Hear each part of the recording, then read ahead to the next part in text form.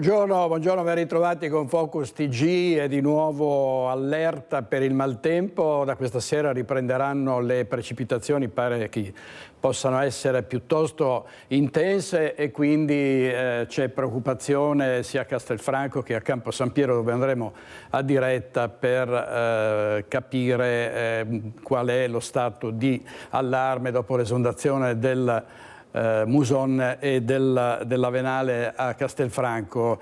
Andremo poi anche a Trieste perché c'è una svolta nell'indagine su una bomber. È stato riscontrato del DNA in reperti che finora non erano stati indagati con le tecniche di nuova generazione. Ma vedo Francesco Rattai da Campo San Piero, quindi gli do subito la linea a te, Francesco.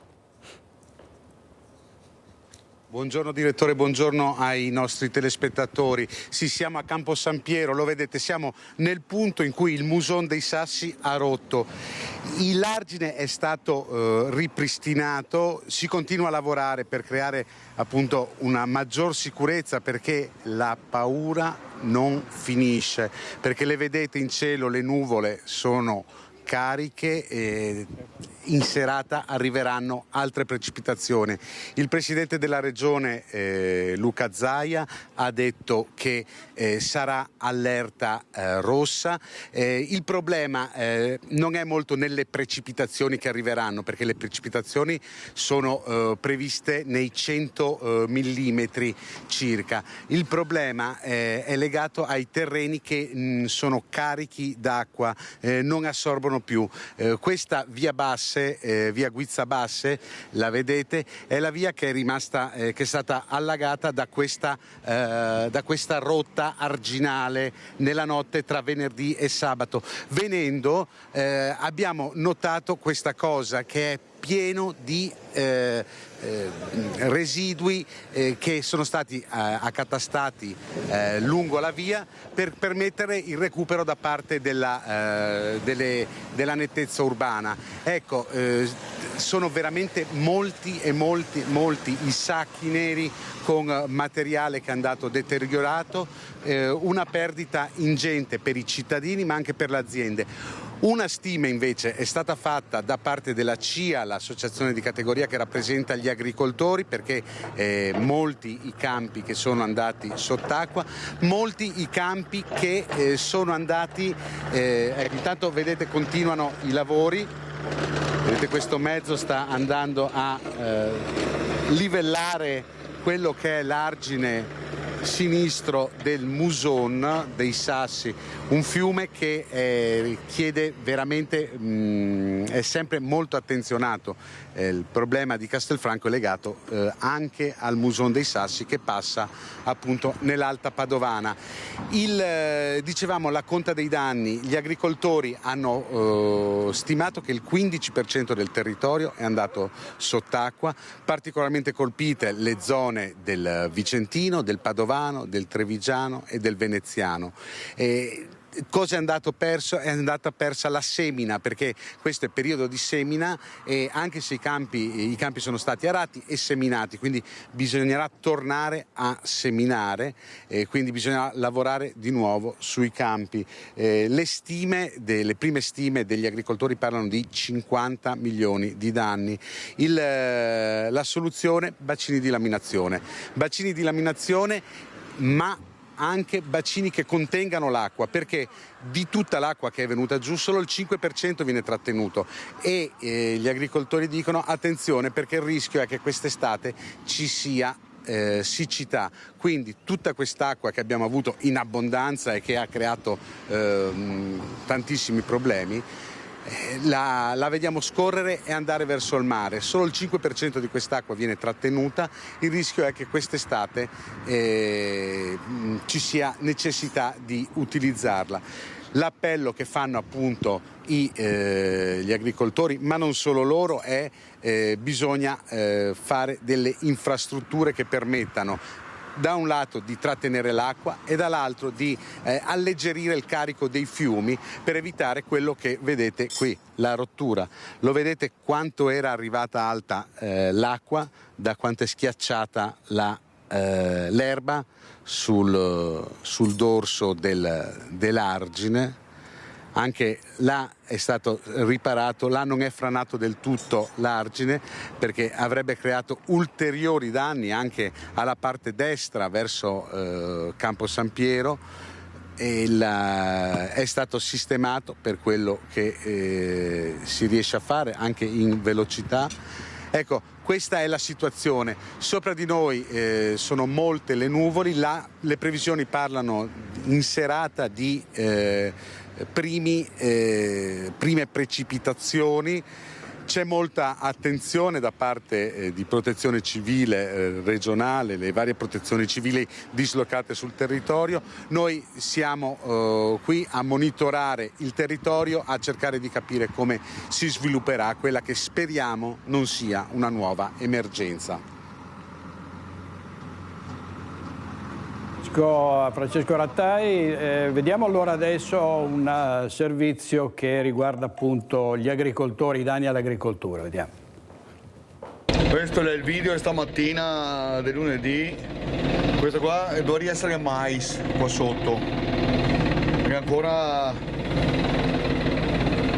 un metro di acqua. Sono più di 48 ore che non piove, ma la situazione, come potete vedere, è solo che peggiorata e l'acqua si è alzata. La stessa cosa è successa nelle valli di Mediadino, di Urbana, di Casale, di Montagnana, di Piacenza. Qui siamo a Borgo Veneto e come si può constatare ormai, ahimè, decine di ettari con coltivazioni, bietole, ma di là meloni, zucchine, zucche, per Montagnana, cipolle, patate, ormai sono compromessi.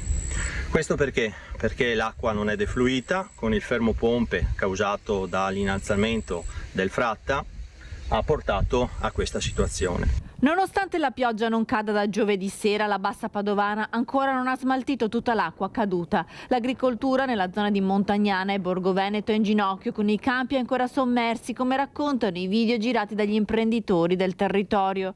La stima dei danni è grave, ma ancora parziale, perché il deflusso dell'acqua è difficile, dato che il Fratta non riesce a ricevere l'acqua aspirata dalle idrovore. Il fermo pompe ci stava, perché naturalmente non si va a rischiare a creare altri problemi ai cittadini, alle cittadinanze, al territorio, però una considerazione va fatta: quelle bacini importantissimi che abbiamo visto a Vicenza salvare letteralmente una città possono riuscire a contenere, se non tutta, una parte anche di quest'acqua che cade anche in questi territori.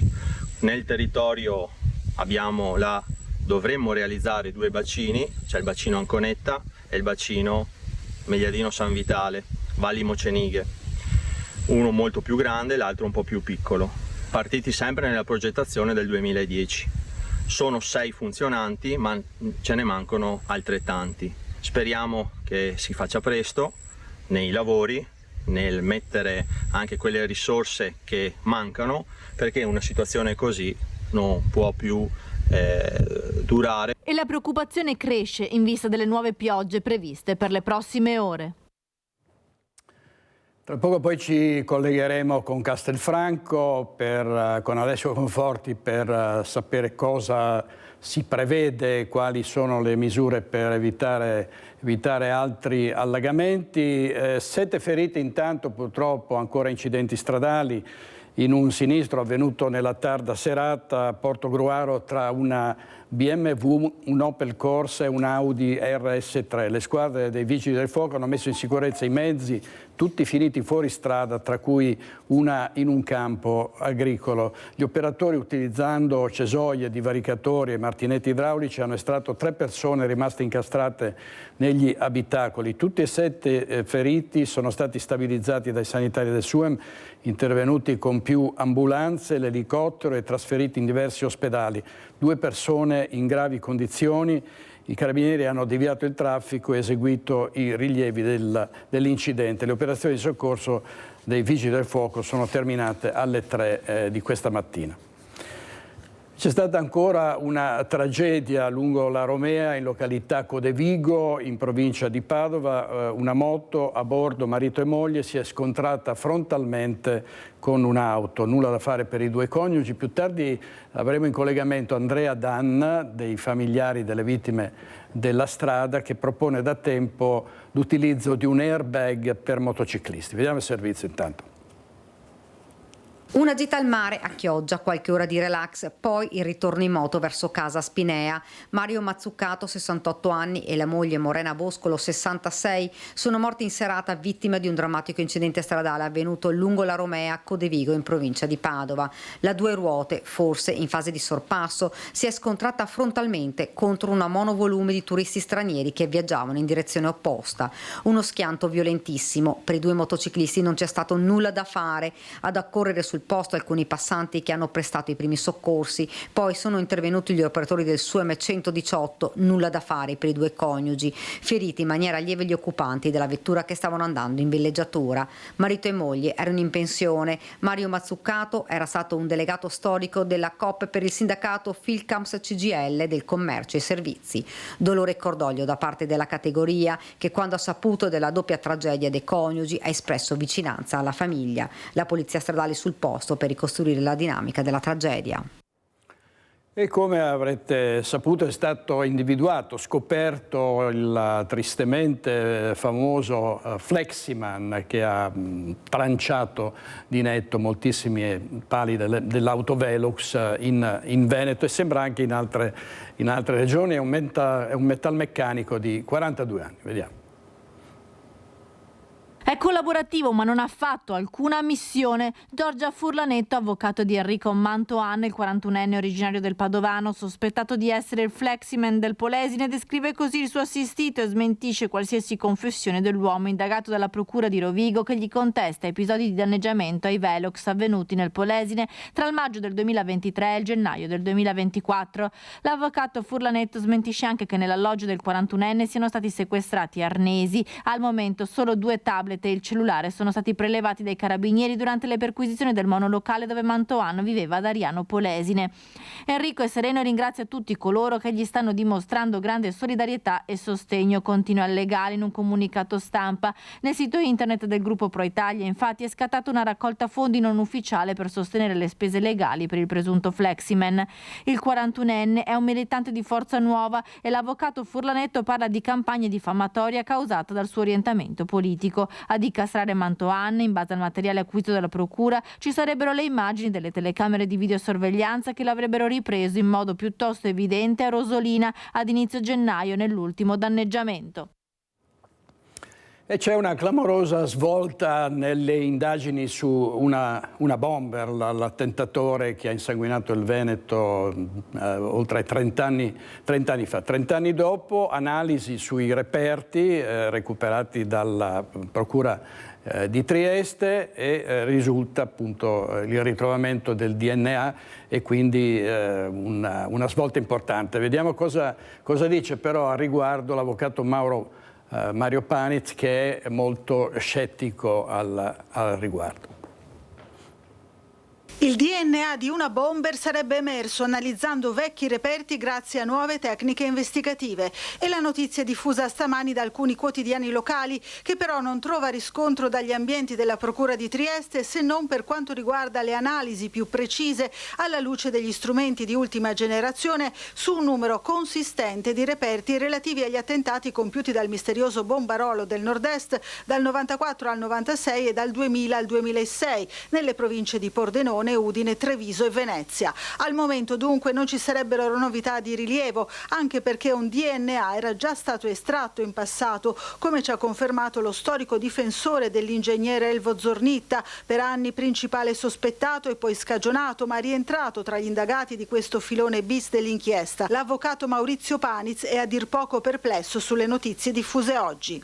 Primo, è inconcepibile che una notizia di questo genere, se corrispondente a verità, venga fuori senza che la difesa del principale indagato sia mai stata informata. Io non ho mai ricevuto nessuna notizia, né dal GIP né dalla Procura della Repubblica, né dagli inquirenti, né dai consulenti d'ufficio, né dai consulenti di parte di un risultato di questo genere. Sono felicissimo che venga fatto qualsiasi approfondimento che consenta di individuare, se possibile, l'autore o gli autori di questi attentati accaduti tra i 30 e i 20 anni fa. Però, terza considerazione, nutro dubbi, per non dire la certezza del contrario, che i reperti siano stati conservati in maniera tale da garantire che non vi siano state manipolazioni. L'inchiesta su una bomber è stata riaperta 2 anni fa in seguito a quanto rilevato dal giornalista Marco Maisano e a 2 delle vittime che hanno chiesto e ottenuto di riesaminare alcuni reperti. Nel fascicolo figurano i nomi di 32 persone, delle quali una è deceduta, molte delle quali hanno già consentito al prelievo del DNA. Nel marzo scorso i periti Gianpietro Lago ed Elena Pilli, quest'ultima con competenze specifiche proprio nell'estrazione del DNA mitocondriale, hanno chiesto una proroga per portare a termine un lavoro definito corposo. Servizio di Laura Bucarella della nostra redazione di Trieste, quindi avete sentito i dubbi dell'avvocato Maurizio Paniz, ne parla anche il Messaggero Veneto, i dubbi sono stati di conservazione del DNA e la corsa contro il tempo, 24 attentati che sono già stati prescritti. Allora adesso andiamo a Venezia in diretta da Filippo Fois perché tornano in azione i borseggiatori, i pickpocket e quindi riprende la crociata di Monica Poli. A te Filippo. Sì, buongiorno direttore, buongiorno ai telespettatori di Rete Veneta. Prendiamo la linea dal piazzale di fronte alla stazione Santa Lucia di Venezia. Alle nostre spalle, come vedete, c'è il flusso che è praticamente ininterrotto di visitatori che arrivano a Venezia, ma con i visitatori sono tornati in forza, dobbiamo dire, i borseggiatori. Non erano mai andati via, però la situazione in questi ultimi giorni è peggiorata. Adesso vi presenterò questi ospiti che abbiamo perché è una cosa molto interessante. Intanto salutiamo Monica Poli dei Cittadini Non Distratti. Poli, la situazione è peggiorata in questi ultimi giorni? Diciamo di sì, abbiamo un ritorno delle donne in massa e purtroppo abbiamo anche la regina madre, praticamente the queen of pickpocket, quella che bene o male gestisce tutto. Sono ritornate tantissime sia all'interno della stazione e sia nel centro storico. Ci sono state delle aggressioni nei vostri confronti? Sì, in questi ultimi 2 giorni ci sono state parecchie aggressioni nei confronti di un comitato che è venuto a darci una mano e stanno diventando sempre più aggressive sia le donne che gli uomini. Allora, abbiamo annunciato, le persone che vedete qui arrivano dalla Spagna, da Barcellona e fanno parte di un comitato analogo a quello dei Cittadini Non Distratti che si chiama Patrulla Ciudadana e lei si chiama Eliana Guerrero, è un po' la Monica Poli di Barcellona. Voi siete qui perché le borseggiatrici che sono a Barcellona poi vengono anche a Venezia? Sì, effettivamente van a Venezia, Milán, Roma, hacen toda Europa. Bajo el amparo de las leyes. Allora c'è un continuo scambio, questo a testimonianza del fatto che si tratta di un'organizzazione internazionale con ramificazioni in tutta Europa, per cui la stessa, c'è uno scambio di informazioni tra i vari comitati perché le stesse persone si spostano di città in città, come Venezia per i pickpocket. Con Venecia, madre mía, he terminado con muchas agresiones, he sido agredida esta mañana aquí, ayer tengo estas 3 marcas, aquí tengo otra, golpes por todo el cuerpo, o sea, Venecia está fuera de control y se necesita el apoyo de los políticos y un cambio en la legislación. Las leyes tienen que cambiar. Certo, allora Venezia purtroppo ha subito un'aggressione proprio mentre stavano smascherando alcuni borseggiatori, ci ha fatto vedere i segni della colluttazione che c'è stata ieri e purtroppo dicono anche loro se non cambia la legislazione rimane l'impunità, diciamo in Spagna come in Italia, ma in Italia a noi ci interessa in modo particolare. Poli, chiudiamo con lei perché insomma bisognerebbe procedere d'ufficio. Allora noi lanciamo un appello di nuovo nuovo al ministro Nordio che ha ereditato questa riforma Cartabia. Bisogna ripristinare la procedibilità d'ufficio, bisogna dare manforte alle forze dell'ordine. È una vergogna. I cittadini e i turisti pretendono la sicurezza che in questo momento non c'è. Io direi che per ora da Venezia è tutto, restituiamo la linea allo studio. Grazie molte a Filippo Foisi, in particolare a Monica Poli che continua la sua battaglia. Avete sentito, c'è anche la Queen of Pickpocket, la regina delle pickpocket, che è di nuovo in azione a Venezia, quindi bisogna stare molto attenti e ovviamente c'è preoccupazione, vi dicevo prima, a Castelfranco si teme un bis della venale del Muson che hanno allagato Castelfranco, il centro storico. L'altra sera c'era Piazza Giorgione completamente allagata. Andiamo subito da Alessio Conforti, a te.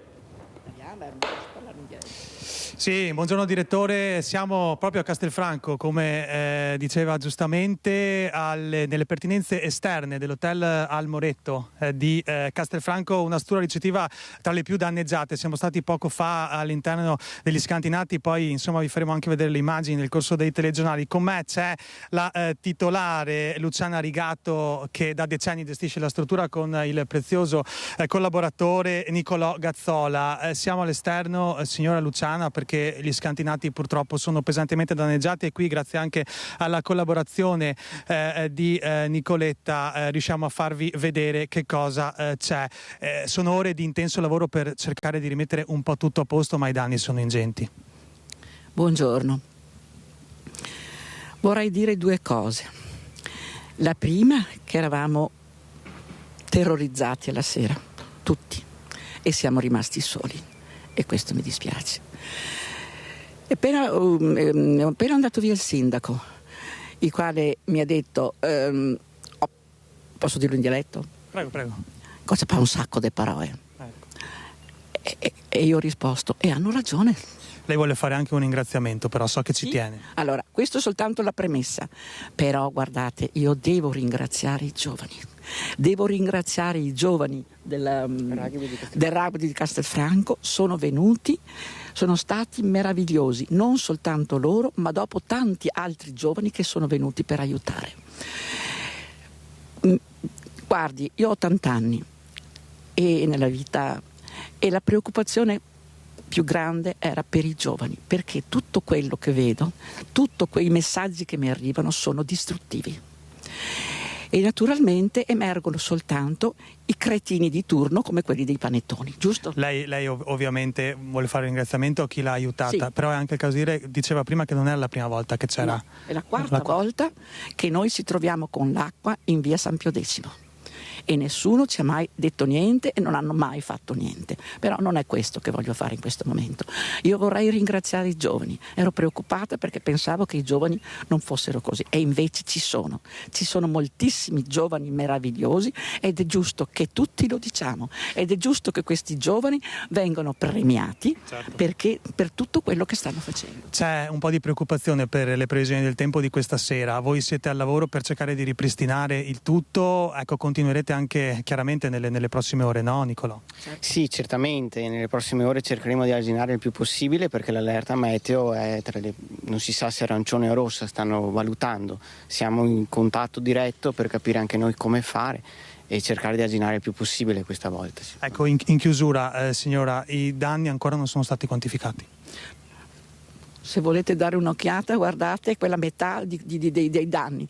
Ecco, dobbiamo poi tipologia per tipologia fotografare, vedere i danni che ci sono. Intanto sono venuti quelli dell'ascensore perché anche quello sono sotto acqua, adesso verranno gli idraulici, gli elettricisti e tutti i tecnici per tutti gli impianti che ci sono.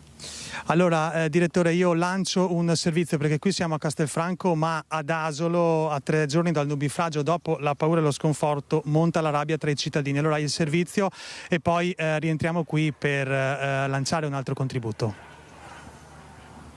No, ti ho detto che in 3 giorni non si arriva nessuno.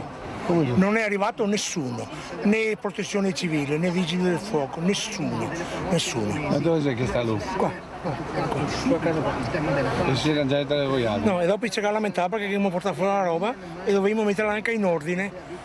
E secondo te cosa dobbiamo fare? Con 3 metri di acqua sotto casa.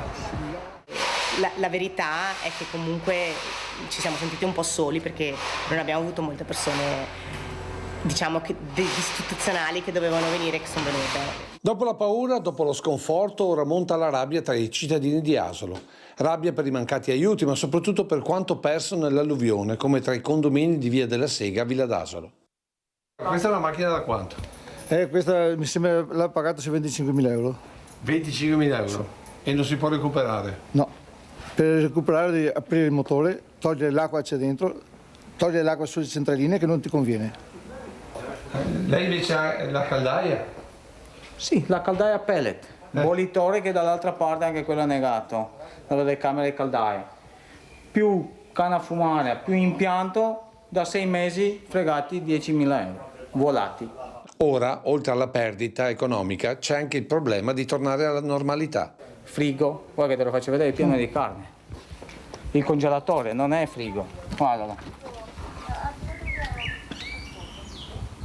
Tutto pieno di carne, con l'acqua dentro. L'abbiamo tirato ieri un po', ma chi mangia la carne con acqua dentro che galleggiavano i pannolini e tutta la roba dentro? Speriamo che recupereranno qualcosa, almeno la caldaia che riesco a recuperare subito per avere l'acqua calda per lavare i bambini. Non è che il riscaldamento, ok, ho capito che adesso non serve perché è caldo fuori, però i mesi passano, abbiamo bisogno della roba che andiamo più veloci a farlo, riparare tutto perché sennò. Oltre una cinquantina stimano dal comune le automobili destinate alla demolizione. La macchina fuori, non ti dico che non parte però fa fatica. L'alternatore è andato via, per cui la macchina mi tocca o buttarlo via perché costa meno, non va. E se da una parte c'è chi è arrabbiato per il mancato arrivo dei soccorsi, per tutti c'è la consapevolezza che un'alluvione così non si poteva contenere. Voi avevate cercato in qualche maniera? Sì, abbiamo messo i sacchi che ci aveva dato il comune e anche altri sacchi che avevamo comprato noi, però alla fine anche con altri abbiamo messo mattoni, abbiamo messo piastrelle di tutto, però non è servito a niente. A un'altezza di 70 centimetri basta, l'acqua abbiamo dovuto lasciare tutto perché è venuto giù tutto, ha divelto i portoni e ha portato dentro tutto. Ecco, riprendiamo la linea da Castelfranco mentre insomma continuano i lavori per ripristinare la situazione all'esterno ma anche all'interno. La struttura ricettiva è aperta, fortunatamente a rincuorare anche i titolari e la titolare Luciana Rigato. C'è anche il fatto che stanno chiamando delle persone per prenotare, questa davvero è una grande spinta per proseguire e che ovviamente ci tengono a ringraziare. Allora, nel fare l'in bocca al lupo ovviamente ai titolari, noi lanciamo un altro servizio perché siamo stati al Consorzio Piave, dove c'è la memoria idrografica del territorio e che monitora ovviamente tutti gli eventi di questi ultimi decenni. Da Castelfranco è tutto, grazie ancora alla titolare dell'hotel Al Moretto qui della città di Castelfranco, e dopo il servizio può tornare la linea in studio. La letteratura, la storia, i documenti dicono che eventi di questa portata, di questa dimensione, capitano una volta ogni 200-300 anni. Un evento eccezionale quindi, quello accaduto tra l'Asolano e la Castellana giovedì sera. Numeri impressionanti, secondo i rilievi del Consorzio di Bonifica Piave, gestore della storica Brentella, ma anche della Venale, che scorre in centro a Castelfranco. L'elemento principale è che in 3 ore sono caduti oltre 100 mm di pioggia su un'area molto ristretta, nel bacino della Venale. Per fortuna c'erano le casse di espansione che loro hanno raccolto circa 800.000 metri cubi d'acqua, però il problema è che ne sono caduti quasi 5 milioni di metri cubi in quel bacino. Perciò, per quanto tu abbia aperto, per quanto tu abbia fatto, era impossibile riuscire a mettere in sicurezza il territorio in questo caso, in questa circostanza. Da tenere presente che in un determinato momento addirittura abbiamo completamente ostruito il corso d'acqua del Brenton, deviandolo totalmente nella cassa di espansione di Riese, proprio perché l'avenale era risalito nel giro di 20 minuti a un livello tale che ha provocato appunto l'esondazione. Tanta acqua quindi, che però non ha trovato il consueto sfogo a valle. Questo momento difficile è partito questa volta non da nord ma da sud, perciò è salito man mano e questo ha fatto sì che il terreno è stato veramente ricoperto d'acqua fin dall'inizio, ancora prima di arrivare nella zona dove funzionavano le casse di espansione. Il territorio era già pieno d'acqua. Questo ha fatto sì che poi l'acqua, continuando nella notte, pur finiva automaticamente non più nei canali ma finiva per strada. Situazione che secondo Gerolimetto con le attuali condizioni potrebbe ripetersi e per questo manda un chiaro messaggio a tutti i cittadini. Dobbiamo riuscire a proteggere le abitazioni, vuol dire creare delle protezioni attorno al perimetro delle abitazioni in modo tale che l'acqua non entri in casa ma resti in strada. Questo è fondamentale, sembrano cose banali ma sono essenziali. Sulle strade per andare più piano mettono i dossi, vuol dire che per entrare in casa dovremmo passare per un dosso, cioè alzare una sorta di recinzione che consenta di non far sì che l'acqua entri, perché le rampe dei scivoli purtroppo portano l'acqua in cantina, portano l'acqua dove non deve andare. In regia questa mattina per l'edizione di Focus TG Renato Cappoia e Tommaso Migotto. Continuiamo col maltempo perché la Val Chiampo ha avuto grossi problemi, ci sono state 9 frane. Simone Squarcina con Luisa Bertini sono andati insieme al sindaco di Chiampo Filippo Negro in sopralluogo tra le colline sbriciolate da dissesti idrogeologici. Vediamo. Territorio di Chiampo devastato da quest'ultima ondata di maltempo con ben 9 frane. Io sono in compagnia del sindaco Filippo Negro, questa è una delle frane, come vi state muovendo adesso? Sì, questa è una delle ultime strade che erano rimaste bloccate dopo l'evento di mercoledì notte. Sfortunatamente su questa strada insisteva sia una frana che ha bloccato appunto il passaggio all'unico residente di questa contrada, una delle più antiche di Chiampo, e in fondo a questa via invece si sono incontrate 2 rogge che hanno causato un grandissimo allagamento. I nostri operai sono a lavoro appunto da giovedì per poter ripristinare il passaggio in questa strada che è stata riaperta venerdì. Stiamo monitorando tutte le varie frane, sono circa una decina ormai, riceviamo costantemente numerose segnalazioni dai nostri cittadini, stiamo monitorando il territorio e siamo consapevoli appunto della fragilità che il nostro territorio ha dopo questo evento atmosferico. Ecco perché è inzuppato d'acqua e perché la fragilità fa sì che insomma ci sia la possibilità di nuove frane vista l'ondata di maltempo prevista per domani. Sì, preoccupano tanto anche i corsi d'acqua secondari, tutte le nostre valli, poiché con la piena del fiume Chiampo ci siamo ritrovati che il fiume non riceveva più ulteriore acqua e gran parte delle valli del nostro territorio sono tracimate e quindi la forte preoccupazione è anche sulle nostre valli e stiamo cercando appunto di ripristinare per quanto possibile almeno gli imbocchi di questa valle per poter garantire lo scorrere dell'acqua, visto che domani è previsto un nuovo evento atmosferico molto intenso. Ecco, quindi allarme maltempo anche per domani, Chiampo così come tutto il territorio del Vicentino in allerta e in monitoraggio. Ringrazio il sindaco. Grazie molte, grazie a Luisa Bertini e torniamo alla svolta nelle indagini su una bomber perché il giornalista e scrittore del Messaggero Veneto Paolo Cagnan ha intervistato il procuratore capo della Repubblica di Trieste De Nicolo, che in questa intervista molto interessante, molto importante, racconta come i cold case, cioè i casi ormai vecchi, datati, possano essere svelati dalle nuove tecniche di ricerca e di analisi dei laboratori. Sentiamo.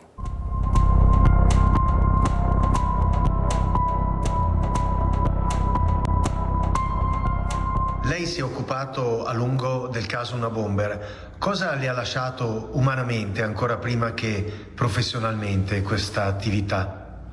Umanamente mi ha lasciato assolutamente sorpreso nel vedere quanta compostezza e quanta dignità hanno dimostrato le vittime di questi reati. ho colto nei loro sguardi, nell'unica occasione in cui ci siamo incontrati, un senso di fiducia nell'autorità, ma anche di consapevolezza che non è sicuro che si possa ottenere un bel risultato, ma si farà di tutto per averlo. Ecco, io ho visto questo senso di fiducia che non noto sempre da parte di tutti i cittadini, non noto quasi mai nei social che oggi impazzano, e, mi duole dirlo, non noto spesso nella classe politica, che tenta di additarci e di demonizzarci per tante cose che nella nostra attività magari possiamo anche fare in maniera imperfetta, perché siamo esseri umani. Però cerchiamo di metterci il massimo dell'onestà intellettuale che si può mettere. Ecco, nelle vittime di questi gravi fatti noto un senso di compostezza, di dignità, di desiderio di essere utili alle indagini e di fiducia che a qualcosa si potrà arrivare, e questo mi ha gratificato umanamente. Ecco, noi sappiamo che c'è un fascicolo aperto del quale evidentemente non parliamo, che molti reati, la maggior parte, sono prescritti, ma alcuni sono ancora entro i termini. Che pronostico vuole fare rispetto alla possibilità di arrivare a una verità che sia o giudiziaria o storica? Guardi, a me interessa, come capo di un ufficio requirente, fare di tutto perché a un risultato si arrivi. Poi la nostra è un'obbligazione di mezzi, non di risultato. Non siamo tenuti a trovare un colpevole e a presentarlo per poter magari dire siamo stati bravi. Noi siamo tenuti a fare tutto quello che umanamente si può fare, e io credo che questa vicenda, gli inquirenti della polizia giudiziaria che hanno lavorato, io ho la fortuna di aver trovato in servizio ancora 2 componenti della pattuglia che aveva fatto parte del gruppo Interforze, che aveva aiutato gli inquirenti nelle altre indagini. Questi 2 hanno fatto un lavoro egregio, preparatorio, che è stato per noi determinante. Abbiamo trovato il GIP più che noi, ha trovato 2 bravissimi periti, e quindi sono fiducioso nel loro lavoro. Stanno lavorando seriamente, con i tempi lunghi che sono necessari quando le cose sono complesse e delicate, e quindi spero che questo apparato investigativo e giudiziario porti a un risultato, ma so che anche se il risultato non arriverà avremo fatto il massimo. Ecco, la mia coscienza è appagata quando dentro di me dico: hai fatto tutto quello che potevi fare, e mi rispondo di sì. Lei personalmente crede che tutto questo sia stato effetto di una sola mano, o che, come sostengono alcune teorie, ci siano stati più autori e anche, e questo è scientificamente provato, più fasi? Guardi, è difficile dare una risposta sicura. Nel momento in cui procediamo a carico di ignoti, se avessimo già 1 o 2 indagati con prove sicure dell'uno e dell'altro, potremmo rispondere. Certo che una strage di 4 anni, fra una prima serie e una seconda serie, e anche una tipologia di oggetti diversi fra la prima e la seconda serie, fa pensare che possa essere più di uno gli autori. È curioso che sarebbero autori affetti dalla medesima psicopatia, perché è evidente che reati di questo genere vengono fatti da una persona che non ha un interesse economico, non ha neanche un desiderio di vendicarsi di qualcuno di specifico, e che così, diciamo così, spara nel mucchio, tra virgolette, anzi cagiona danni seri ma non definitivi nel mucchio. È chiaro che una persona che ha dei problemi psicologici cospicui, e pensare che anziché una siano più di una è possibile, ma non abbiamo nessuna certezza al riguardo. Ecco, noi conosciamo le 5 W del giornalismo anglosassone: chi, dove, quando, come, perché, nell'accezione italiana. Il perché, ossia il movente, sembra quasi più importante del chi. Lei che idea si è fatta sul movente, o meglio sulla sua apparente assenza? Ecco, guardi, avendo investigato su tanti omicidi nei miei 43 anni di servizio, devo dirle che mi preoccupo del movente solo dopo che ho risposto alla domanda chi, alla prima W, cioè, perché allora analizzo quella persona, perché ho raggiunto degli elementi che mi portano a individuare in questa persona l'autore dell'omicidio, e a questo punto mi chiedo perché. È difficilissimo porsi un perché così in astratto, e quindi non mi azzardo a fare delle ipotesi sul movente. Diciamo, nel mio lavoro di magistrato non è una cosa che facciamo noi.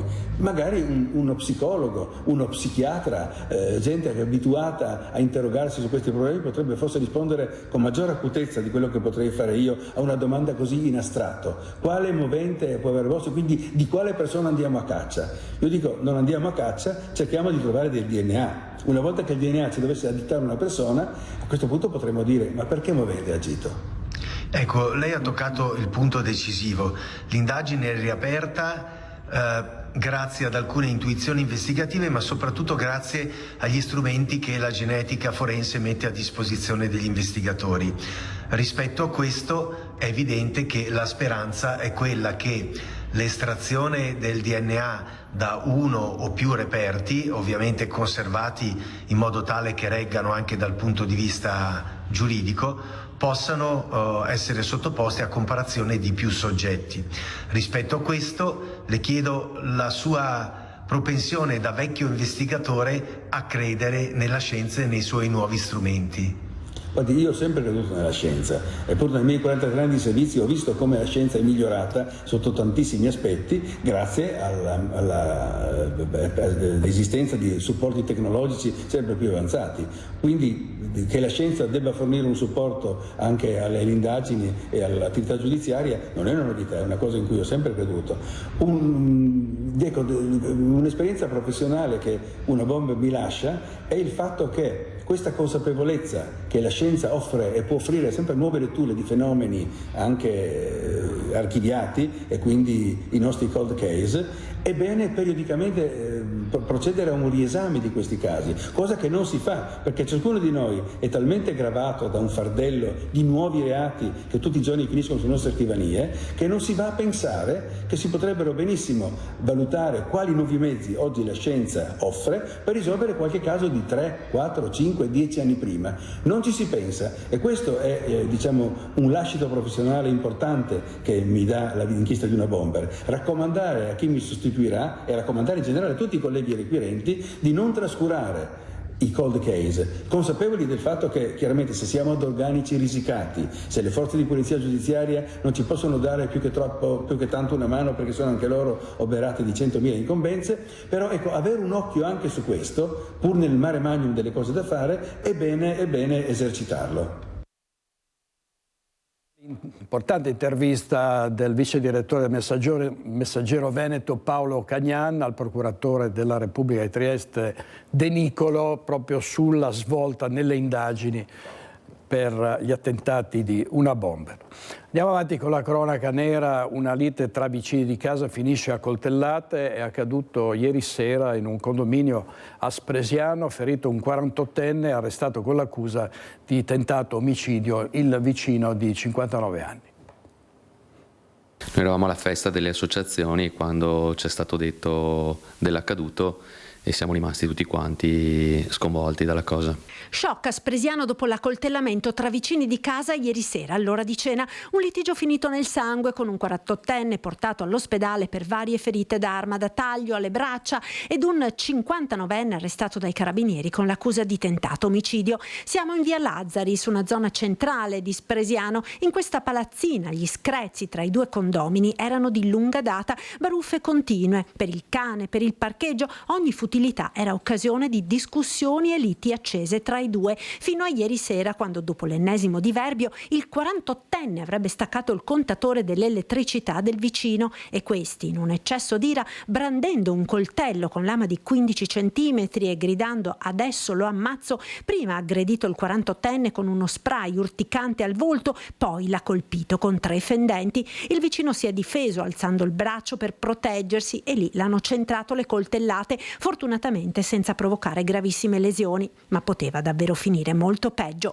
Subito sul posto sono intervenuti i sanitari del 118 che hanno soccorso il ferito ed i carabinieri che hanno proceduto all'arresto dell'aggressore. Nel condominio oggi nessuno vuol parlare dell'accaduto, ma nei palazzi vicini tutti sono al corrente dei continui litigi tra i due, tanto che i carabinieri erano già intervenuti. Ancora tempo fa, sempre venendo alla sera, ho visto sempre dei litigi, ma non so altro. È successo già qualche paio di mesi fa, però so che litigano spesso qua, però non le so dire più di tanto. Anche il sindaco era a conoscenza delle tensioni. So che c'era una situazione che si trascinava da tempo, ciò non toglie che insomma situazioni del genere ce ne sono dovunque e purtroppo talvolta si trascende in fatti di questo tipo. Io sono amministratore di condominio, per cui ecco, sono situazioni che ho quotidianamente di fronte e sappiamo bene che i tribunali sono intasati da cause tra vicini di casa, per cui assolutamente è una fattispecie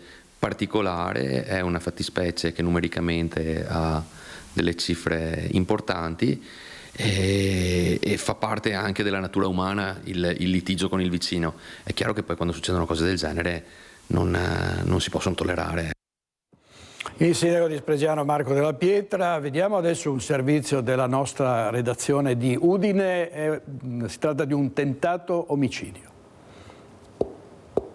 Mentre impazza il dibattito tra sicurezza reale e quella percepita, mero strumento di contrapposizione politica, per le strade del centro cittadino di Udine continuano a verificarsi casi di violenza che esasperano la cittadinanza. Particolarmente grave l'ultimo, in cui c'è stato scorrimento di sangue nel vicolo Brovedan lo scorso sabato sera, uno scontro violento tra più persone che ha portato all'accoltellamento di un ragazzo di 16 anni albanese da parte di un ragazzo quindicenne, poi fuggito dopo aver lasciato l'altro ragazzo moribondo al suolo. Grazie al lavoro di indagine incessante delle forze dell'ordine coadiuvate dalle videocamere di sorveglianza nella zona vicina a Piazza San Giacomo, è stato individuato l'aggressore, un ragazzo, come detto, di 15 anni, kosovaro, ospite di una struttura di accoglienza per minori non accompagnati. Profonda la ferita all'addome per il ragazzo albanese, anche lui ospite di un centro per minori non accompagnati, trasportato d'urgenza in ospedale in codice rosso e sottoposto immediatamente a un delicato intervento chirurgico prima di essere trasferito in terapia intensiva e sottoposto l'indomani a un altro intervento, poi intubato e sedato. Per lui la prognosi resta riservata. Ferito invece in maniera superficiale al braccio l'altro giovane minorenne albanese protagonista dello scontro di sabato sera. Sbigottiti a dir poco i residenti che hanno visto il verificarsi sotto i loro occhi di queste scene da Far West in una zona talmente centrale da non poterla mai immaginare sotto questa veste. Questo gravissimo episodio in un sabato tremendo per la città di Udine si è unito a un altro scontro tra via Giusti e via Carducci, in cui c'è stato un ragazzo straniero ferito, non grave, e anche alla, purtroppo, spiace dirlo, ennesima rissa in viale Leopardi, dove questi episodi si verificano ormai quotidianamente con lancio di sassi e bottiglie che hanno anche colpito le vetture parcheggiate a bordo strada. Intanto si continua a indagare sulla vicenda del tentato omicidio, con il sedicenne albanese che lotta tra la vita e la morte dopo la spaventosa aggressione di sabato sera. E sono sempre più giovani i protagonisti di queste vicende legate allo spaccio. È stato arrestato a Padova un pusher di appena 14 anni e un 39enne tunisino che spacciavano nel sagrato di una chiesa. Nemmeno il dovuto rispetto per una celebrazione funebre ferma uno spacciatore che dava appuntamento ai suoi clienti a ridosso del sagrato della chiesa di San Giovanni Battista a Padova, in via Pontevico d'Arzere. I poliziotti della questura patavina, infatti, hanno notato un 39enne tunisino irregolare sul territorio avvicinarsi ad una persona e con lui effettuare un veloce scambio. Gli agenti hanno aspettato che i due si allontanassero dalla chiesa e li hanno fermati accertando che lo scambio era una compravendita di cocaina. Lo straniero è stato quindi fermato e sono state avviate le procedure per l'espulsione. Non solo questo per gli agenti della polizia di Padova. Sono stati fermati infatti altri 4 spacciatori, di cui 2 minorenni.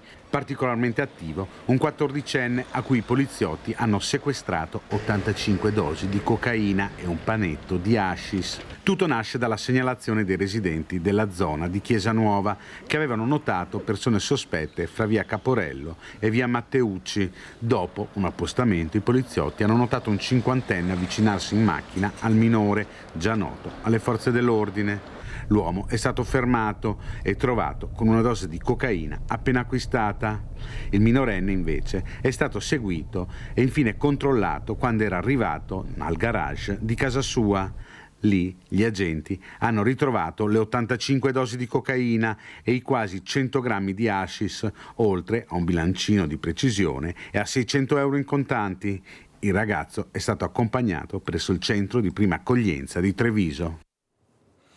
E ancora baby gang, e ancora emergenza a Treviso. L'ultimo episodio è quello di un 12enne picchiato e derubato delle scarpe. Inseguito dalla baby gang e derubato delle scarpe, i bulli l'hanno lasciato così, scalzo sotto la pioggia battente. È un vero e proprio agguato quello del quale è rimasto vittima un dodicenne in centro a Treviso. Rientrava a casa da scuola nel primissimo pomeriggio, è sceso dal bus in piazza Vittoria e si è diretto verso lungo Sile Mattei, costeggiando le poste centrali. Qui ha notato 3 ragazzi che lo seguivano. Il giovanissimo ha svoltato a destra, fermandosi davanti al primo palazzo, ha finto di essere arrivato a casa, poi ha proseguito, ma all'altezza di via Zara se li è trovati addosso. L'hanno preso per il collo chiedendogli soldi e cellulare. Il dodicenne non li aveva. I bulli gli hanno quindi preso le scarpe da ginnastica lasciandolo scalzo. Una signora di passaggio lo ha soccorso, poi una pattuglia dei carabinieri lo ha riaccompagnato a casa. Una vera e propria emergenza, quella delle baby gang in centro, che lascia sgomenti i residenti per frequenza e modalità degli episodi. Ne fanno di cotte e di crude. Speriamo in bene, perché noi ricordiamo la Treviso tranquilla di una volta, che non c'è più. E da anzianotti ci rassegneremo a questa situazione, perché non cambierà mica un granché.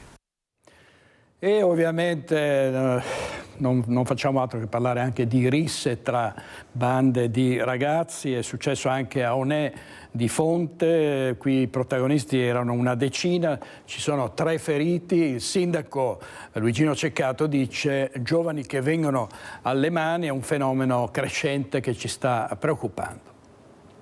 Un apprezzamento non gradito verso alcune ragazze o uno sguardo di troppo. È bastato questo per far scoppiare una rissa fra almeno una decina di giovani nel cuore di Onè di Fonte. I carabinieri giunti sul posto hanno immediatamente raccolto alcune testimonianze ed hanno acquisito le immagini delle telecamere di videosorveglianza della zona. Per gli investigatori il cerchio si sta stringendo su un gruppo di almeno 4 o 5 giovani ritenuti promotori della rissa che ha scosso il paese. 3 persone sono rimaste ferite, un 29enne della zona che ha riportato la frattura del setto nasale ed un ragazzo ed una ragazza rimasti contusi che hanno rimediato alcuni giorni di prognosi. Avvertito di quanto accaduto il sindaco di Fonte Luigino Ceccato. Guardi, le dico sinceramente che io sono alquanto preoccupato, perché non è così che ci si confronta. Poi aggiunge: questi giovani, perché non sono tutti uguali, c'è da precisare, non gliene frega niente di quello che pensano, di quello che pensa la gente, di quello che vedono e pensano gli altri. Ecco, questo voglio dire, in linea generale sono al di sopra e al di fuori della nostra società civile, secondo me. A breve i giovani che hanno scatenato la rissa saranno identificati dai carabinieri, rischiano una denuncia per rissa e lesioni. E i conducenti di mezzi pubblici finiscono in ostaggio di queste bande di ragazzi violenti. C'è stata una rissa scoppiata a bordo di una corriera sulla tratta Treviso-Montebelluna e l'autista, costretto a fermare il mezzo, viene anche picchiato. Sono saliti a Treviso a bordo di una corriera che doveva arrivare a Montebelluna. All'improvviso all'interno del mezzo è scoppiato il caos, urla, offese ed è esplosa l'ennesima rissa. Una ventina i giovani coinvolti, alcuni dei quali completamente ubriachi. Una lite degenerata per futili motivi. Ad un tratto almeno 5 ragazzi, sembra di origine nordafricana, hanno aggredito gli altri giovani utilizzando cocci di bottiglia che si erano portati all'interno del bus. 2 soggetti sono rimasti feriti, uno contuso, l'altro con ferite da taglio. L'autista della corriera è stato costretto a fermare il mezzo a Musano di Trevignano e a chiedere aiuto alle forze dell'ordine. Uno dei giovani coinvolti nella violenta rissa avrebbe aggredito anche l'uomo alla guida, colpendolo con un pugno. Oltre alle ambulanze del SUEM 118 che hanno portato i feriti in ospedale, sul posto sono arrivate alcune macchine dei carabinieri. I protagonisti della rissa sono stati fatti scendere dal mezzo per essere identificati e per consentire ai militari dell'arma di accertare quanto accaduto. La corriera ha proseguito poi la sua corsa verso il capolinea Montebelluna. Si tratta di una rissa che poteva avere conseguenze ancora più gravi, visto che più facinorosi hanno utilizzato vetri di bottiglia. Una situazione insostenibile, ci dicono, soprattutto perché è accaduto all'interno di una corriera dove l'autista si è trovato in balia di questi violenti. Un danno erariale di oltre 2 milioni di euro, lo ha accertato la Guardia di Finanza di Vicenza nei conti di una società vicentina di raccolta rifiuti operante in alcuni comuni a nord della provincia berica.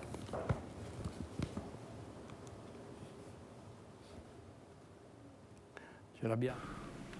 5 amministratori di una società in-house di recupero e trattamento rifiuti dell'Alto Vicentino dovranno rispondere in giudizio per un danno erariale allo Stato di 2.200.000 euro, un ammanco accertato dai finanzieri del Comando Provinciale di Vicenza. I militari della compagnia di schi hanno verificato i libri contabili dell'impresa Capitale Pubblico, che aveva applicato un aumento autodeterminato della Tari, la tassa comunale di rifiuti, tra il 2011 e il 2021. Un aumento che non aveva mai ricevuto l'approvazione degli organi competenti, una tariffa al cancello insufficiente per coprire i costi industriali e oneri fiscali, una scelta che aveva generato un duplice pregiudizio economico. Da un lato le imprese private avrebbero beneficiato di costi di smaltimento di rifiuti inferiori ai prezzi di mercato, mentre i maggiori costi di funzionamento degli impianti sarebbero stati riversati nell'aumento della Tari per imprese e famiglie residenti nei comuni interessati. Il Veneto è la regione col tasso di inflazione più alto d'Italia e Venezia è la città in cui nell'ultimo anno si è sentito di più il caro vita, a dirlo uno studio della CGA di Mestre. Venezia, capoluogo dell'inflazione e di una regione che nell'ultimo anno è stata la più colpita d'Italia dal caro vita. Secondo l'ufficio studi della CGA di Mestre, infatti, l'inflazione in Veneto nell'ultimo anno è stata dell'1,3%, davanti a Campania e Toscana con l'1,2% e il Friuli Venezia Giulia con il più 1,1%. Con l'1,9% Venezia è la provincia più cara del Veneto, registrando forti incrementi di costo per trasporti, affitti di case e negozi e carrello della spesa, ma anche attività ricettive, ristorazione e servizi alla persona. Padova è all'1,5%, Treviso all'1,4%. La situazione è comunque in netto miglioramento. Tra aprile 2023 e lo stesso mese dell'anno precedente, l'aumento in Veneto era stato del 7,7%, con punte dell'8% a Venezia e Padova. L'inflazione sta frenando in tutta Europa e questa è una buona notizia che speriamo venga giudicata positivamente anche dalla Banca Centrale Europea. Mai come in questo momento, infatti, avvertiamo la necessità di tagliare il tasso di interesse che oggi è al suo massimo storico da quando c'è la moneta unica. Una soglia ingiustificatamente elevata che sta ostacolando il ricorso ai prestiti bancari da parte delle famiglie e in particolar modo delle imprese di piccola dimensione.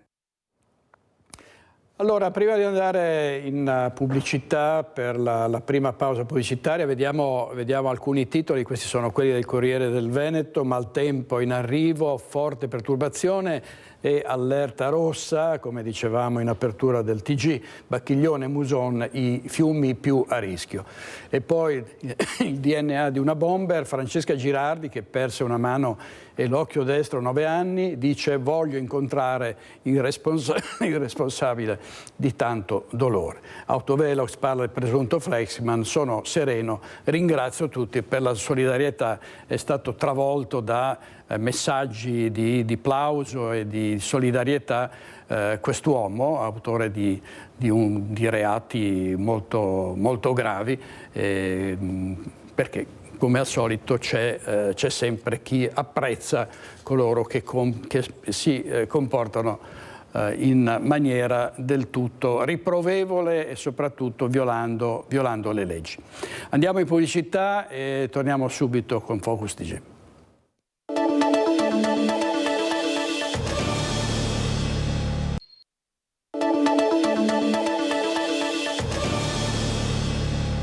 In diretta con Focus TG, oggi in regia ci sono Renato Capoia e Tommaso Migotto e con loro ci colleghiamo in diretta con Andrea Dan, dei familiari delle vittime della strada. Buongiorno dottor Dan. Buongiorno a lei, buongiorno ai telespettatori. Buongiorno.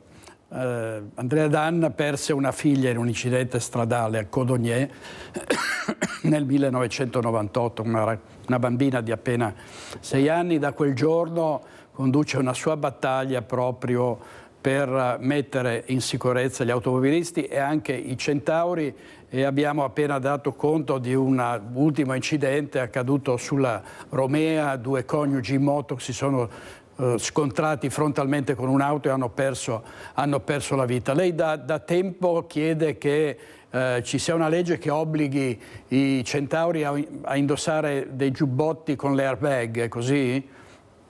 Sì, buongiorno. Oggi sono veramente triste addolorato per dei dati che ora per ora mi stanno uscendo. Il mio pensiero, oltre ai familiari di questa coppia mancata a Romea, il mio pensiero è anche ai familiari di Andrea, il sedicenne che a Costermano, Verona, incidente in moto questo sabato sera, è mancato ieri mattina, ripeto, 16 anni, nell'ospedale di Verona. Il mio pensiero è alla famiglia anche di Giorgio, 23 anni, Zanica, Bergamo, mancato anche lui questo sabato. Nicola, 28 anni, di Pesa, anche lui mancato questo sabato. Ettore, 23 anni, di Firenze, moto contro l'auto, è mancato. Un cinquantenne è mancato a Potenza. Un maresciallo, 56 anni, è mancato a Viterbo. Mercoledì scorso abbiamo Alessio di Roma, 25 anni, moto sempre contro l'auto.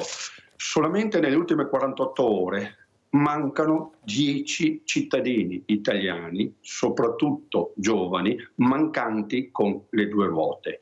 Se ci fosse stato questi 10 morti sul lavoro, su morti bianche, si sarebbe avuto uno sciopero nazionale, si sarebbe bloccata l'Italia. Però morire in moto è sempre un silenzio, è sempre giustificato, perché uno sceglie di andare in moto, per cui scegliendo di andare in moto vuol dire che in qualche modo è stata una sua volontà di essere, ahimè, 10 giovani mancati in 48 ore, mi sembra che sono non solamente numeri scioccanti, di più.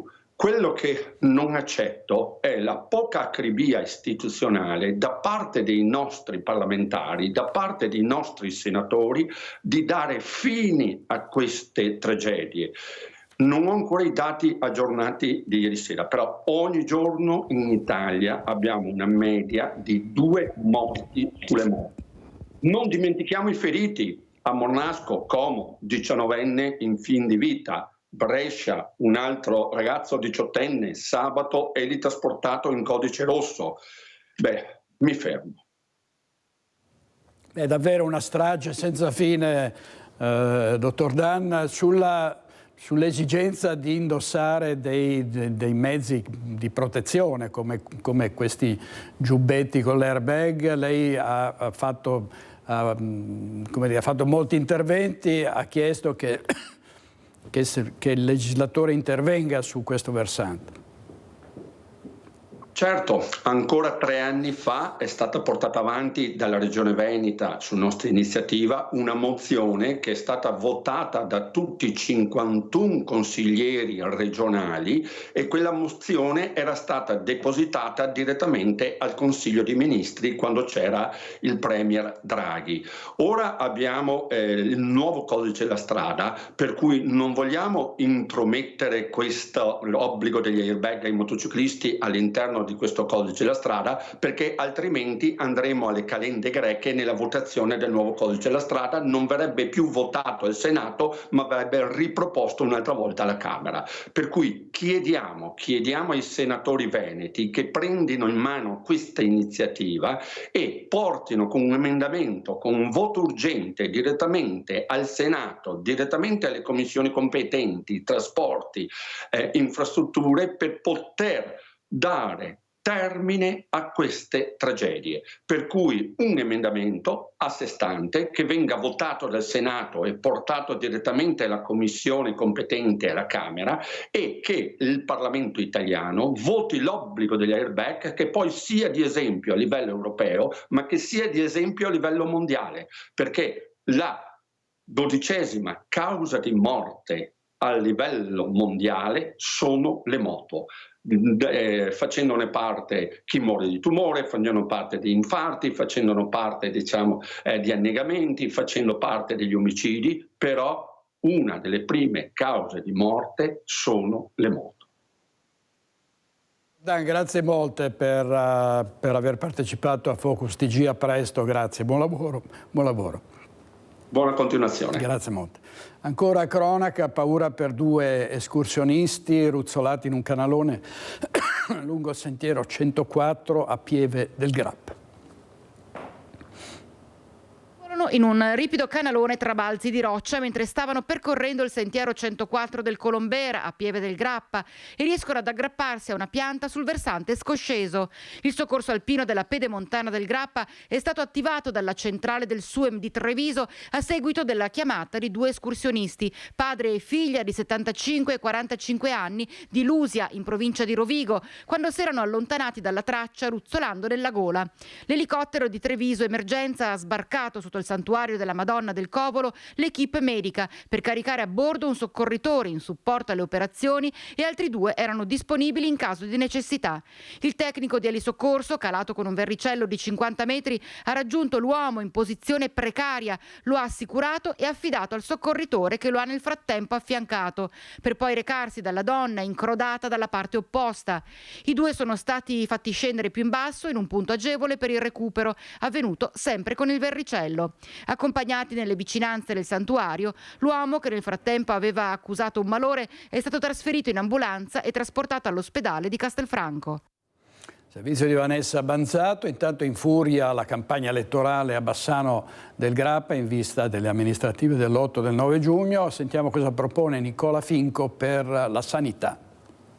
Ce lo chiedono tutti, anche questa mattina al mercato tutta la gente mi dice: Nicola, mi raccomando l'ospedale. È da un po' che i bassanesi si raccomandano per il loro ospedale e lo confermano la pioggia di segnalazioni di problemi, magagne e disorganizzazione raccolte da Rete Veneta in questi anni.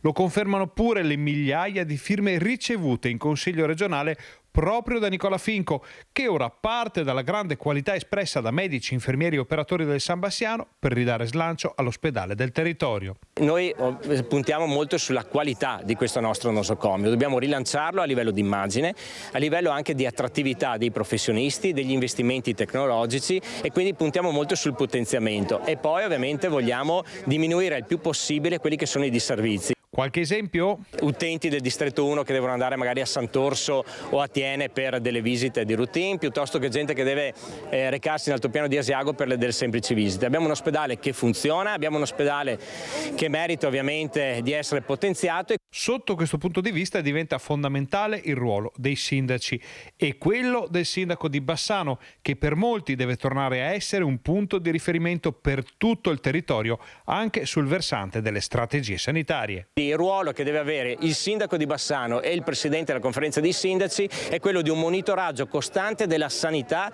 di questo ospedale. Ovviamente elogiando i punti di forza, ma avendo anche il coraggio di denunciare ciò che non funziona. La posizione di Finco e della compagine che lo sostiene parte da una critica costruttiva per creare una proposta da condividere con il territorio, l'azienda sanitaria e la regione. Noi siamo qui oggi in maniera propositiva, noi vogliamo costruire, e quindi sicuramente la mia esperienza da componente della Commissione Sanità e 15 anni in regione permetteranno anche di sistemare le tante cose che magari in questi anni non sono funzionate. La prima cosa da fare?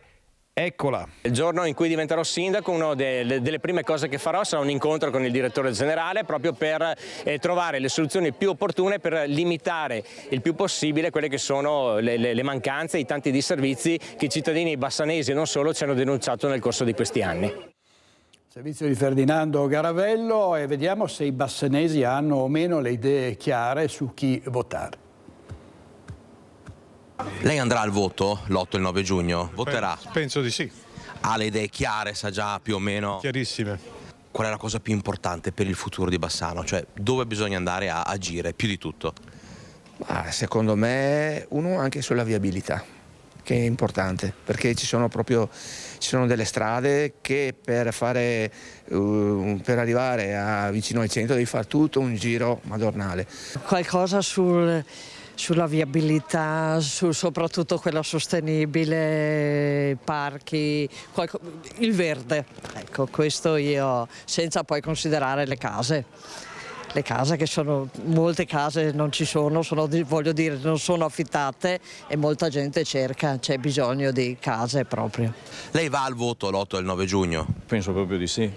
Ha già le idee chiare, insomma? Proprio di sì. Quindi, insomma, non si formano le idee negli ultimi giorni di campagna elettorale, ma abbiamo già un'idea chiara? Per me, sì.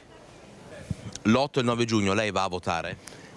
Sempre votato dalla prima volta a 18 anni, no, 18, 21 ai miei tempi. Ha già le idee chiare, sa già per chi votare? Sì. la cosa più importante che deve fare il prossimo sindaco, che sia quella uscente o che sia uno diverso? La viabilità, che è diventata impossibile, non è solo di Bassano questo è il problema, la viabilità automobilistica, ma anche la viabilità pedonale. Andrà a votare? Certo, sì, sicuramente. Idee già chiare o bisogna ancora aspettare questi ultimi giorni di campagna elettorale? No, abbastanza chiare, sì, so già per chi votare. Lei l'8 e il 9 giugno va a votare? Ma non so nemmeno che esista la votazione, ma quando mai? Che poi non cambia mai niente, non cambia, perché siamo italiani e abbiamo un certo modo di vivere, hai capito? Si va a votare per provare a cambiare le cose magari. Ma siamo troppo furbetti, tutti furbetti. Allora arriva una nuova proposta, sempre a Bassano della Grappa, per l'ex Santa Chiara, bocciato il Genius Center. I giovani della lista È il Momento propongono un mercato. Vediamo. Un centro che sia coperto per il commercio locale, con un commercio flessibile che possa portare le persone, sia gli artigiani che i commercianti di prodotti locali, ad avere un posto in centro storico per riuscire a vendere i loro prodotti e a riportare quello che è il commercio di Bassano al centro della vita della città. È il Momento boccia il Genius Center, pallino dell'amministrazione Pavan, e mette sul piatto l'Emporio del Brenta per rivitalizzare il centro storico, partendo dal commercio. Idealmente sarebbe strutturato con una piazza al centro, una piazza verde da progettare anche insieme in comune con i cittadini, con intorno dei negozi che possono essere coperti. E a chi chiede se non bastino i negozi già presenti nel salotto buono cittadino, ecco cosa rispondono i giovani di È il Momento. Non basta un concetto, il concetto di portare la gente al di fuori del centro nei centri commerciali. Noi dobbiamo portare le persone a vivere il centro storico. La parola d'ordine per l'Emporio del Brenta è flessibilità, che per la squadra che sostiene il candidato sindaco Gianni Zen è l'arma per combattere la desertificazione del centro storico. Il problema della desertificazione del centro storico è un problema che riguarda molte città, non solo Bassano. È un problema per cui non c'è una soluzione con la bacchetta magica, ma su cui dobbiamo lavorare, perché il centro storico è e deve tornare a essere un bene comune di tutta la città. Quindi soluzioni concrete per i locali sfitti, gli immobili sfitti e l'abbandono dei centri storici da parte della cittadinanza.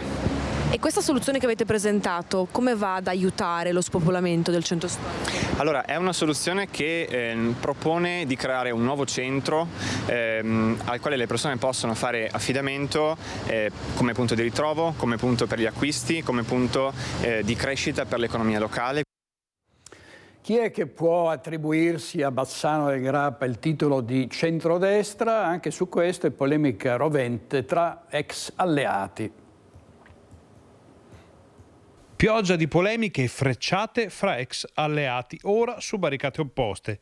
In ballo c'è il vessillo del centrodestra, con Nicola Giangregorio di Fratelli d'Italia che risponde alle dichiarazioni del segretario della Lega, Andrea Viero, il quale aveva sottolineato la collocazione a centrodestra della coalizione che sostiene la candidatura di Nicola Finco. La realtà secondo noi è abbastanza chiara, basta vedere la lista che appoggia Finco candidato per Bassano e ci sono 5 persone che hanno fatto parte della schiera del PD, c'è chi è iscritto all'ANPI, quindi paragonare o comunque mettere e collocare questa lista nel centrodestra la vedo veramente abbastanza difficile e paradossale. Per Fratelli d'Italia sono soprattutto i nomi a dettare le coordinate politiche delle liste. Noi riteniamo, guardando le nostre liste, sono liste, quella di Fratelli d'Italia, quella della lista Pavan e della lista di Coraggio Italia, comunque sono liste di gente che ha sempre fatto parte di un'idea politica e che noi continuiamo a portare avanti e continueremo a sostenere. Per qualcuno, però, la polemica sul vero centrodestra è stantia e va contro la posizione dei cittadini che vogliono conoscere i programmi prima ancora dei simboli. Il centrodestra fa parte di un'idea, esprime comunque l'idea dei cittadini, esprime comunque una collocazione e un obiettivo. Noi manteniamo questa linea e chiaramente non abbiamo nulla che dividere, nulla che spartire con ideologismi diversi che non sosteniamo e non sosterremo. Vediamo i titoli della prima pagina del Gazzettino Online. Torna il maltempo, massima allerta in Veneto, temporali e pioggia fino a 110 mm per metro quadrato. C'è anche il rischio grandine, rovesci intensi sulle prealpi, Carniche in Friuli Venezia Giulia, fiumi pieni, la pioggia ora fa paura. L'orda della Pentecoste a Lignano, turisti senza freni, alcol e rifiuti ovunque, la città ridotta a una discarica. Pubblicità e poi torniamo.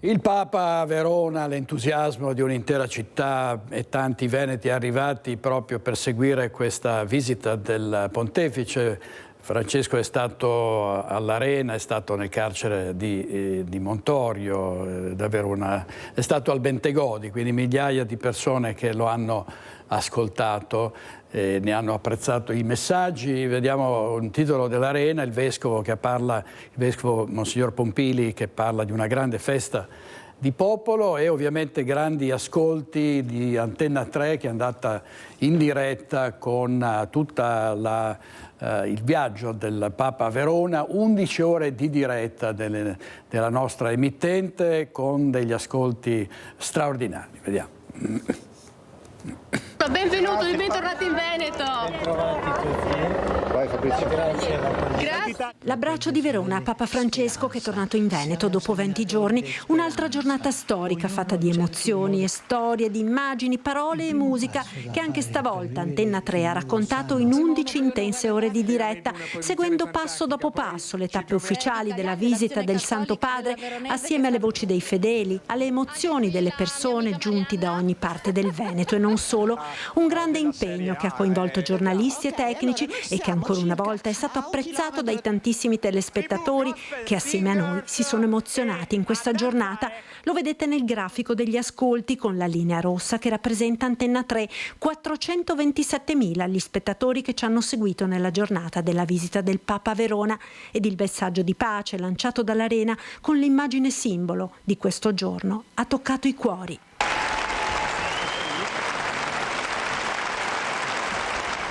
Un'esperienza straordinaria che ha coinvolto con un sorriso anche i bambini incontrati dal Pontefice a San Zeno. Noi ragazzi di terza media che stiamo facendo la festa del passaggio, come possiamo mantenere la fede nei momenti di difficoltà e non avere paura di fare scelte controcorrente? Bravo, sentite una cosa, non avere paura di andare controcorrente se voi volete fare una cosa buona. Avete capito? E dobbiamo avere paura di andare controcorrente?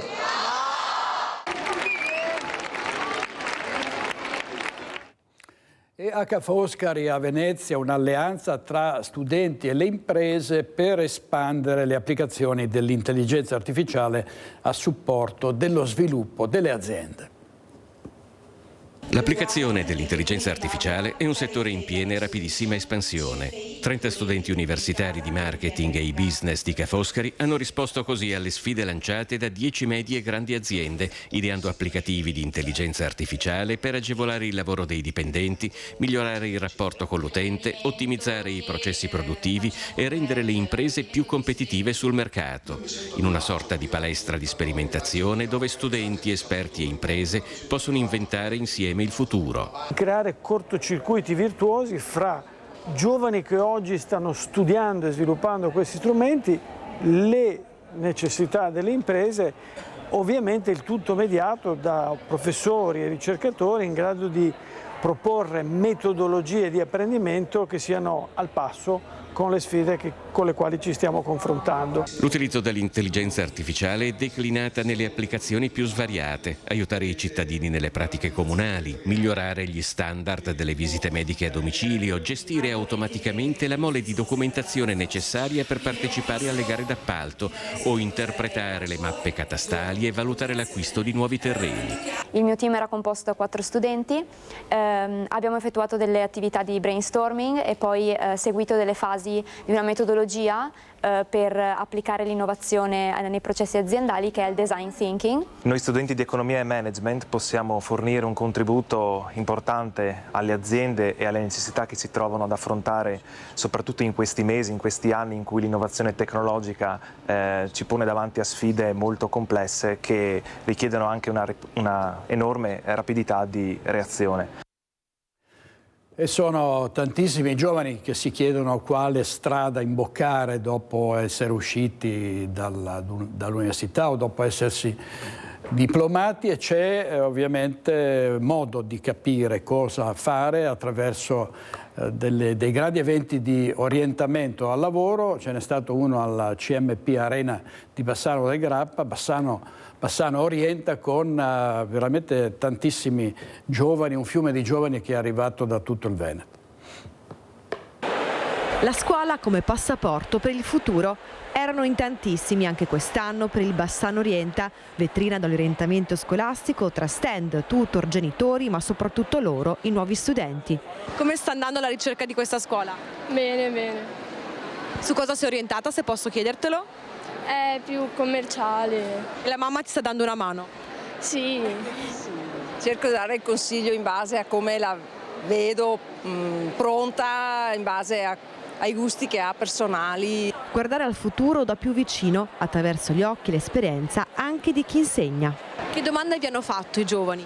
Allora, i giovani sono abbastanza tecnici, ma ovviamente utilizzando cellulare e applicazioni di questo tipo sono interessati a cose tecniche. Il genitore invece è molto più interessato al futuro del proprio figlio. Ma non solo i professori, tantissimi gli studenti a disposizione delle nuove leve. Non pensavo di impararne così tante in un anno solo: manicure, pedicure, massaggi, fanghi, bendaggi. Anche chimica. È molto interessante proprio vedere gli elementi a partire dal nome di un elemento tipo il ferro, poi arriva ad analizzarlo in modo più approfondito e vedi come sia molto più complicato di quanto sembra. C'è chi è indeciso tra un liceo, un istituto professionale e tecnico, ma quel che è certo è che Bassano Orienta si conferma una tappa di riferimento per tutte le generazioni. Anche voi eravate qua a cercare la scuola? Sì. Sì. Noi arriviamo da qua, cioè io proprio l'ho scelta qua a Raimondini, io ho visto qua la presentazione dei Raimondini.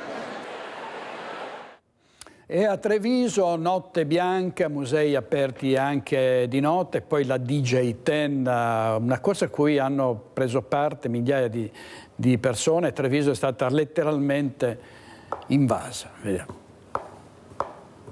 Ci siamo divertiti un sacco, bellissimo evento, una città gremita di gente, fantastico. È bello, c'è stata tanta gente, tanto emozionante, bellissima. Oltre 12.000 persone solo per la DJ10, la corsa organizzata da Radio DJ che ha trasformato per una mattina l'intera città di Treviso in una grande pista per chi voleva correre o semplicemente camminare con gli amici tra gli scorci più belli della città. Punto chiuso fino alle 11 e centro completamente pedonalizzato. Qualche disagio per i residenti, ma tutto è filato liscio e la giornata di sole ha agevolato le cose. Bar e ristoranti pieni, molti negozi aperti, hotel e bed and breakfast sold out, anche perché alla Ghirada e al Monigo c'era l'ultima giornata del torneo di mini rugby che ha portato in città altre circa 13.000 persone, e poi ci sono tutti i pendolari che hanno approfittato delle varie manifestazioni per venire in città. Circa 200.000 persone nella sola giornata di ieri, altrettante verosimilmente oggi, anche se proprio per la chiusura del PUT è più difficile per la polizia locale fare un calcolo degli accessi. Grande successo sabato sera per la notte dei musei e la notte bianca organizzata da Veneto Imprese Unite. Io ho già sentito molti associati molto soddisfatti di quello che è stata la serata, non tanto per gli incassi, ma non è quello che al momento si vuole, sarebbe troppo facile e troppo semplice, ma per i contatti, per quello che abbiamo reso attrattiva Treviso e per quello che riusciamo a far vedere a quanto ci teniamo al nostro lavoro e vogliamo appunto continuare su questo passo per dare un po' di lustro a quello che è il commercio di Treviso. Insomma, un weekend di festa che in molti sperano venga replicato. Piacevole, devo dire, fattibile, tutto sommato siamo riusciti ad arrivare in un ottimo tempo, siamo soddisfatte. La rifaremo sicuramente. Molto bello, molto entusiasmante, è bello vedere la città così viva, sì, è stata una bella esperienza. Feltre. Com'è Treviso oggi così piena di gente? Bellissima. Bellissima, stupendo, bella manifestazione, divertito e complimenti a tutti. Tanta gente, bella. Bella veramente, ci siamo divertiti tantissimo, sono stati tutti bravi nell'organizzarla, bravi. Ed è andata anche molto bene la festa dei Bisi a Baone sui Colli Euganei. Secondo classificato, molto bene, con 160 sempre chili di bisi sgranati, si aggiudica il secondo posto. Forza bambini.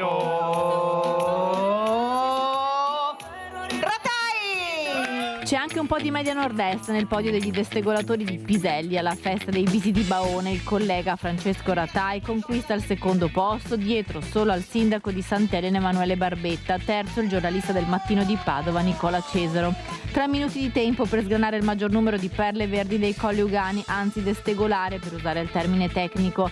La gara, che si ripete ogni anno in occasione della festa giunta alla sua 26esima edizione, ha attratto come sempre molti spettatori che hanno seguito la sfida nella piazza centrale di Baone. Molti i partecipanti, tra i sindaci di Este e Baone, il presidente della CIA Luca Trivellato ed Elisa Venturini, la consigliera regionale neomamma della piccola Alice, nata appena 14 giorni fa. Siamo dappertutto, dal Papa alla festa dei Bisi con Garavello, Ferdinando Garavello e Francesco Ratai, che ha vinto, come avrete visto, ha levato le braccia al cielo. Ci vediamo stasera a Focus, a meno che non mi scompaia del tutto la voce. Grazie per averci seguito, arrivederci, buona giornata.